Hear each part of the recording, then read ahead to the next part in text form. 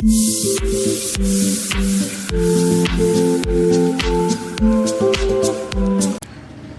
Friends, இன்னைக்கு என்ன செய்ய போறோம்னா மசாலா பூரி தான் செய்ய போறோம். எப்பவுமே இந்த செப்டம்பர் மாசம்லாம் வந்துட்டு நம்ம மாதா திருநாள் வரும். அப்போ நிறைய பொரி கிடைக்கும். அதே மாதிரி விநாயகர் சதுர்த்தி அதெல்லாம் வரும்போது நிறைய பொரி தான் நிறைய வீட்டுல இருக்கும். அந்த மாதிரி பொரியை வேஸ்ட் பண்ணாதீங்க. நம்ம ஒரு மசாலா பொரி மாதிரி டக்குன்னு செஞ்சிடலாம். பசங்களுக்கு இது மாதிரி ஈவினிங்ல செஞ்சு கொடுத்தா அதுங்க நல்லா விரும்பி சாப்பிடுங்க. ரொம்ப ஃபாஸ்டான வேலை, வீட்டுல இருக்கிறதே போட்டு டக்குன்னு ஒரு மசாலா பொரி செஞ்சிடலாம்.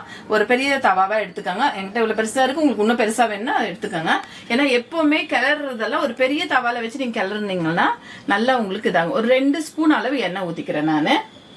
ரொம்ப எண்ணெய்லாம் எனக்கு தேவையில்லை. நல்லா எண்ணெய் சூடு ஏறினோன்னு கொஞ்சம் கடுகு போட்டுக்கலாம். நம்ம இப்போ எண்ணெய் நல்லா சூடு ஏறினோடனே நல்லா 1 ஸ்பூன் அளவு கடுகு நல்லா பொரிஞ்சு வந்த உடனே நான் போடுறதெல்லாம் ஒன்று அப்படியே சொல்றேன், அப்படியே பார்த்துக்கோங்க. நான் ஃபர்ஸ்ட் ஸ்டார்ட்ல அப்புறம் பூண்டு தட்டி ஒரு 4-5 பல்லு பூண்டு தோலோட தட்டி போட்டுக்கோங்க. அப்புறம் கருவேப்பில்லை இதெல்லாம் நல்லா வெடிச்சு வந்தவுடனே ஸ்லோ பண்ணிடுங்க. ஸ்டோவை ஃபுல்லாக இனிமேல் ஸ்லோவில் தான் எல்லாமே செய்யணும். அது நல்லா பொரிஞ்சு வந்துருச்சு பாருங்க. பொரிஞ்சு வந்தோடனே இப்போ நான் ஒரு கை அளவு பொட்டுக்கடலை எடுத்திருக்கேன், அது போட்டுக்கலாம். அப்புறம் கை அளவு வேர்க்கடலை, வறுத்த வேர்க்கடலை எடுத்துக்கோங்க. இதெல்லாம் போட்டு இந்த ஆயிலில் கொஞ்சம் நல்லா வறுத்து விடுங்க.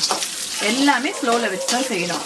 அந்த கடுகு பூண்டு நல்லா பொரிஞ்சு வந்த பிறகு இதெல்லாம் ஆஃப் ஃப்ளேமில் வச்சு தான் செய்யுங்க. ரொம்ப ஃபாஸ்ட்டாக வச்சிங்கன்னா கரிஞ்சு போயிடும், அப்புறமா நல்லா இருக்காது. இந்த எண்ணெயில நல்லா இதை கொஞ்சம் லைட் ப்ரௌன் வர வரைக்கும் வறுத்து விட்டுக்கலாம். ஒண்ணுமே இல்லை, ஒரு 4-5 பொருள் தாங்க. இது டக்குன்னு ஆயிரும். நல்லா அப்படி ஆஃப் ப்ரௌன் ஆயிடுச்சு. ஸ்டவ் ஆஃப் பண்ணிடுங்க. ஸ்டவ் ஆஃப் பண்ணிட்டு தான் மிச்சதெல்லாம் நீங்க போடணும். அப்படியே போட்டீங்கன்னா கரிஞ்சிரும். இப்ப பாருங்க, மஞ்சத்தூள் ஒரு 1/2 ஸ்பூன், அப்புறம் காஷ்மீர் மிளகாத்தூள் எடுத்துக்கோங்க. அதுதான் நல்லா இருக்கும். அப்புறம் ரெட்டா இருக்கும் கொஞ்சம். அது ஒரு 1/2 ஸ்பூன். அவ்வளவு காரமும் கொடுக்காது உங்களுக்கு. ஒரு 1/2 ஸ்பூன் அளவு சின்னது. நான் ஒரு போல் எடுத்துக்கிறது நான் இப்படி அளவு வச்சுக்கிறேன்.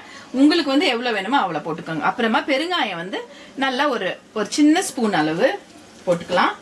அப்புறம் உப்பு பொரியில உப்பு இருக்கும், அதனால உங்களுக்கு உப்பு எவ்வளவு தேவையோ அந்த அளவு உப்பு போட்டுக்கோங்க. ஏன்னா பொரியில எப்பவுமே உப்பு இருக்கும். இதெல்லாம் ஸ்டவ் ஆஃப் பண்ணிட்டு இதெல்லாம் போடணும். போட்டு கொஞ்சம் சூடு தணிஞ்ச உடனே இதெல்லாம் போடுங்க. பாருங்க, இதெல்லாம் போட்டாச்சா, அவ்வளவுதான், முடிஞ்சு போச்சு. இப்போ நம்ம பொரியை எடுத்து இந்த பொரி வச்சிருக்கோம் இல்லையா, இந்த பொரியை போட்டுக்கணும். இது ஒரு வேலைக்கு சாப்பிட்றதுக்கு அளவுக்கு இருக்கு, நான் போட்டிருக்கேன்.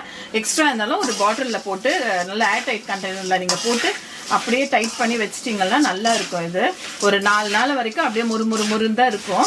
பாருங்க,